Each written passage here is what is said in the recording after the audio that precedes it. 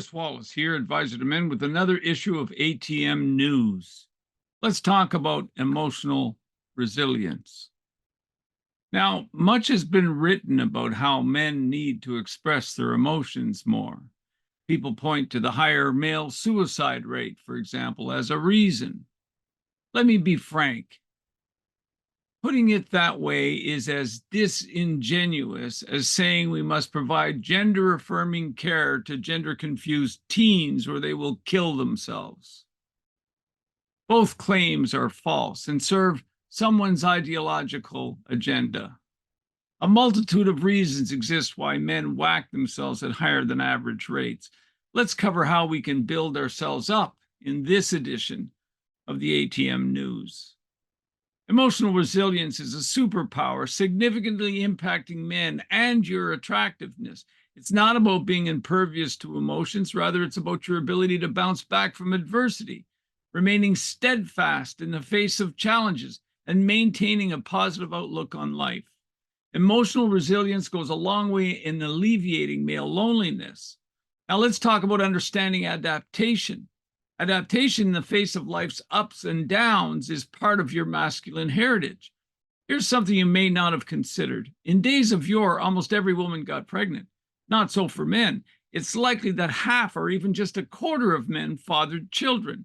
A man only took a wife and had a family when he could keep them alive. The type of man who produces more than he consumes.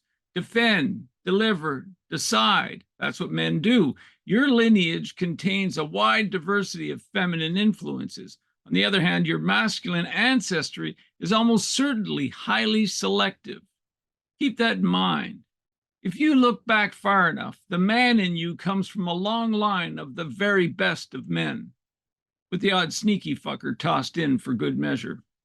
Curse Mother Nature. Now let's talk about masculine suppression. When confronted by challenges, suppressing emotion helps you get through a crisis.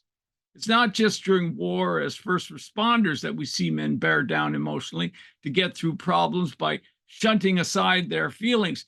The stiff upper lip tendency is a hallmark of all men. After all, it is men who are the powerful defenders of life. Furthermore, men tend to operate in a diversity of social groups, whereas a woman's inclination is to live a life centered around friends and family. Wearing your heart on your sleeve in a larger group can be used against you, so men practice suppressing emotion accordingly. While suppression in the moment is adaptive, repression is problematic. That's when feelings and emotions are unacknowledged, a fundamentally dishonest psychological stance that comes with consequences. From gastrointestinal problems to body aches, early aging, even cancer. Resilience doesn't mean denying your emotions, but rather managing them in a healthy way. Temporarily suppress, never repress. Now let's talk about the role in attraction. Emotional resilience makes you attractive for a variety of reasons. Some of them are these. Confidence. As a resilient individual, you will exude confidence. You will have a can-do attitude and handle setbacks with grace and self-assuredness. That's something inherently attractive. You will see problems as opportunities and life as a series of lessons. What about stability? Resilience provides stability in relationships. When you're emotionally resilient, you're less likely to act impulsively or lash out in difficult situations, creating a safe and secure environment for your partner and your family. On the other side of Team Human, women are both blessed and cursed with negative emotion. Sometimes it gets the better of her. That's where the stabilizing force of masculine suppression can hold sway, reassuring her that she is defended. What about optimism? Optimism feeds hope and helps you lean towards certainty over uncertainty. As a resilient individual, you will tend to have a positive outlook on life. Your optimism is contagious. People are naturally drawn towards those who radiate positivity. Positivity equals power. What about problem-solving skills? Well, when challenges arise, emotionally resilient individuals are more likely to find solutions. You're being able to think outside the box with a clear head can be incredibly attractive to your partner. Now let's talk about adaptability. Resilience, of course, also involves adaptability. Men defend, deliver, and decide. So if your decision doesn't bring the desired results, you course correct. You make another one. You avoid getting hung up in the perfectionism which tends to immobilize people.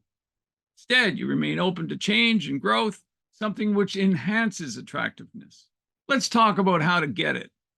Now that you understand the importance of emotional resilience, let's explore how to get more. Start with self-awareness. Understand your emotions and how they affect your behavior. Ask often, how do I feel right now? Even if you don't have a clue at first, keep checking in with yourself by scanning your body at all hours of the day as an act of unifying body and mind. This is the first step towards managing emotions effectively. Positive thinking. Challenge any negative thought patterns and irrational beliefs and replace them with an optimistic, constructive outlook. See, children experience families physically. Hence, most of your suffering comes from unnecessary judgments that were installed in you as a kid by caregivers, especially mom, for the sake of survival and sociability. For example, hold my hand in the parking lot, or a car could hit you and mommy would never see you again. That would make me sad. That installs abandonment fear in the child to keep them alive, and it can't be avoided. When things go sideways, ask yourself, what do I have to believe about myself to make this true? While contrasting your answer with your results. See if you can figure out where you picked up that belief as a child. Now, create a new belief for the future. Yeah, you get to do that. Let's talk about problem-solving skills. Practice approaching challenges with a solution-oriented mindset. The classic identify, brainstorm, decide, implement, evaluate, and pivot is a tried and true sequential method for solving problems. Use the sequence with an open mind and heart. What about healthy coping mechanisms? You use healthy ways to cope with stress and difficult emotions. That might include breath work, exercise, meditation, journaling, walking, and or seeking support from friends or a counselor. And what about resilience building activities? Facing and overcoming resistance in life builds your resilience of spirit. Dancing, take up salsa, public speaking, go to Toastmasters, martial arts. Everybody should have one. Talking to strangers, managing time in the pursuit of goals. These can do wonders for you in the character building department. What about supportive relationships? The whole emotional system is run on belonging. When you connect with each other, emotions rise. When you disconnect, they fall. You are who you hang out with. So be careful about carrying people who drain you. That's what their families are for. Instead, you surround yourself with supportive and positive individuals. Strong social connections enhance your resilience and longevity. Each of us should have a squad of men he can turn to for feedback. Suggestion, enroll in the 10mm Defender Board of Directors.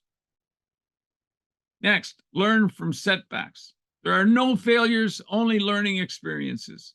Every setback is your opportunity for growth and development. Seen this way, if necessary, you welcome failure.